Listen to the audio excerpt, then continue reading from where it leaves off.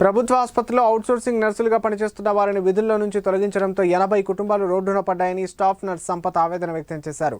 Corona సమయం నుంచి outsourcing విధానంతో ఎంతో సేవలు చేసిన మమ్ములను ఉన్నఫలంగా తొలగించడం ఏంటని నర్సులు ప్రశ్నించారు. సిద్దిపేట ప్రభుత్వ ఏరియా హాస్పిటల్ ముందు ధర్నా నిర్వహించిన ఫలితం లేదని ఈరోజు కలెక్టర్ కార్యాలయం ఎదుట ధర్నా నిరసన తెలిపి జిల్లా అడిషనల్ కలెక్టర్ శ్రీనివాస్ రెడ్డికి వినతిపత్రం అందజేసినట్లు సిఐటియు నాయకులు రవికుమార్ తెలిపారు. 2019 కరోనా సమయంలో కాంట్రాక్ట్ బేసిక్ మీద తీసుకుని ఆర్డర్ కాపీలో అవుట్సోర్సింగ్ పద్ధతిలో రిక్రూట్మెంట్ చేసుకున్నట్లు నర్సులు తెలిపారు. ప్రభుత్వం నుంచి ఎలాంటి ఆర్డర్ కాపీ లేకుండానే మెసేజ్ వచ్చిందని చెప్పి ప్రభుత్వ ఆసుపత్రి సూపరింటెండెంట్ తమను విధుల్లో నుంచి తొలగించడం ఏంటని నర్సులు ప్రశ్నిస్తున్నారు. గ్రామీణ ప్రాంతాలలో ఖాళీగా ఉన్న పిహెచ్సిలలో తమకు ఉద్యోగ అవకాశాలు కల్పించాలని వారు కోరుతున్నారు. ప్రభుత్వం ఇప్పటికైనా తమకు ఉద్యోగ భద్రత కల్పించాలని వారు డిమాండ్ చేస్తున్నారు.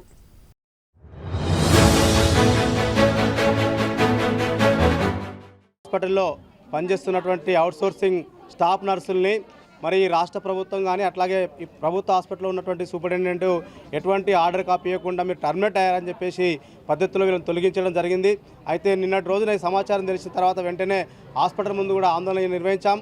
కానీ సూపరింటెండెంట్ నుండి కానీ ఆర్ఎం నుండి కానీ అట్లాగే ప్రిన్సిపాల్ నుండి సరైనటువంటి సమాధానం రాకపోవడం మూలంగా ఈరోజు సిద్దిపేట కలెక్టరేట్లో ధర్నా కార్యక్రమం నిర్వహించి మరి ఈరోజు కలెక్టర్ని కలవడానికి రావడం జరిగింది. మరి అడిషనల్ కలెక్టర్ శ్రీనివాస్ రెడ్డి గారికి వినతిపత్రం ఇచ్చి మరి దాదాపు 2019 నుండి ఇప్పటి వరకు స్టాఫ్ నర్స్గా పనిచేస్తున్నటువంటి 80 మందిని మరి అకారణంగా తొలగించినటువంటి సరైన పద్ధతి కాదు. మరి ప్రభుత్వం వీళ్ళందరినీ కూడా ఆదుకోవాలి, టర్మినేట్ అనేటువంటిది ఉంటుంది, కానీ రెగ్యులర్ పోస్టులు వచ్చిన తర్వాత వీళ్ళు వెంటనే పోవాలని చెప్పడం అనేటువంటి సరైన పద్ధతి కాదు.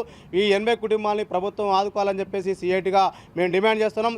ఇప్పటికైనా ఈ రాష్ట్ర ప్రభుత్వం కానీ అట్లాగే ఇక్కడ జిల్లాలో ఉన్నటువంటి కలెక్టర్ కానీ అధికార యంత్రాంగం కానీ స్పందించి ఈ 80 మంది కుటుంబాలని ఆదుకోవాలి. 2019లో మమ్మల్ని కాంట్రాక్ట్ బేస్ కింద సిద్దిపేట డిప్యుటేషన్లో సిద్దిపేట కింద మమ్మల్ని అందరినీ జాయిన్ చేసుకున్నారు. అక్కడ మమ్మల్ని అందరినీ కాంట్రాక్ట్ బేస్ అనే పిలిపించిన తర్వాత పెన్ను ద్వారా మమ్మల్ని అవుట్ సోర్సింగ్ అని రాశారు. సరే మాకు ఉద్యోగ భద్రత ఉంటుంది కాబట్టి మేము అందరం ఎక్కడంటే అక్కడ ప్రజెంట్ ఇప్పుడు ఉస్మానియాలో కానీ ఇంకోటిలో కానీ ఎక్కడంటే ఇక్కడ ఇప్పుడు సిద్దిపేట హాస్పిటల్లో దాదాపుగా 300 మెంబర్స్ మీరు రిక్రూట్ చేశారు. ఇప్పుడు 80 మందికి మాత్రం ఇప్పుడు మేము స్ట్రైక్ చేస్తున్నది ఏంటంటే మాకు ఇప్పుడు ఎలాంటి ఉద్యోగ భద్రత లేదు. ఇప్పుడు మార్నింగ్ మాకు ఎలాంటి ఆర్డర్స్ లేని మమ్మల్ని ఎలా తీసేస్తారు అని మేము క్వశ్చన్ చేస్తున్నామండి. మాకు ఉద్యోగ భద్రత కల్పించాలి. బ్యాచ్లో జాయిన్ అయ్యాం సార్. అప్పటి నుంచి ఇప్పటి వరకు 4 years అవుతుంది సార్ మేము జాయిన్ అయ్యి. మేము కోవిడ్ టైంలో ప్రతి ఒక్కటి మేమే చేశాం సార్. ఆయమ్మ వరకు పేషెంట్ కేర్ నుంచి ఆయమ్మ, ward boy, doctor HOD sir అంత లెవెల్లో చేశాం సార్ మేమందరము వాళ్ళకు పేషెంట్లకు సేవ.